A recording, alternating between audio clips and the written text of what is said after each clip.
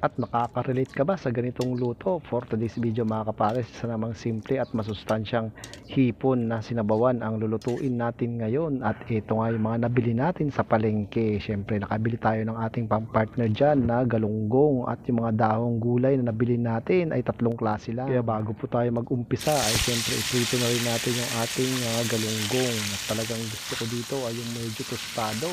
At yung gantong luto nga ay baka namimiss mo na rin, kaya samahan mo na ako para sa pagluluto natin. At ito nga yung mga dahong gulay na binili natin. Meron tayong alugbati, at syempre sinamahan ko rin yan ng talbos ng kamote. At ito nga sa halagang 20 pesos, ilan lang po yung nakuha natin sa talbos ng kamote na yan. At yung ikatlong dahon naman natin ay saluyot, at nalinisan ko na nga rin yung hipon, naalis na rin natin yung kanyang galamay. At baka nakalimutan mo na nga yung ganitong luto, kaya kung nahihirapan ka ding mag-isip ng lulutuing ulam ay tumambay ka lang din dito. Baka may magustuhan ka sa mga niluluto natin, at kung may suggestion ka naman, paki-comment mo naman dyan sa baba. Kaya naghiwa na nga tayo ng ating sibuyas na ilalagay, pati na rin ang luya. Syempre may samahan natin yan ng pang-asim nating kalamansi. Kaya sa ating mga followers na nag-share po ng aming mga video, maraming salamat po sa inyong suporta. At sa mga bagong followers po namin, welcome po kayo dito. Kaya tatapusin na natin yan sa pagpipiga ng kalamansi, at pagkatapos saka na tayo magluto sa kaserola na may tubig. Ay dito na natin ilalagay yung ating mga aromatics, sibuyas at luya lang po ang kailangan natin.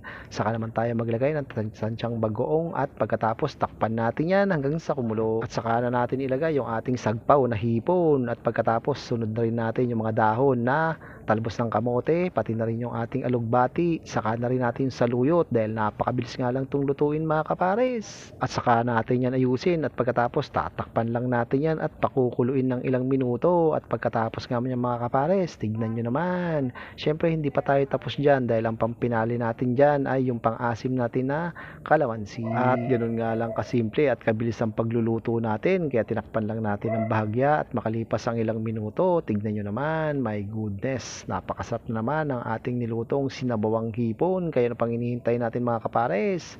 Mangantayon. Mga tayo mga pares.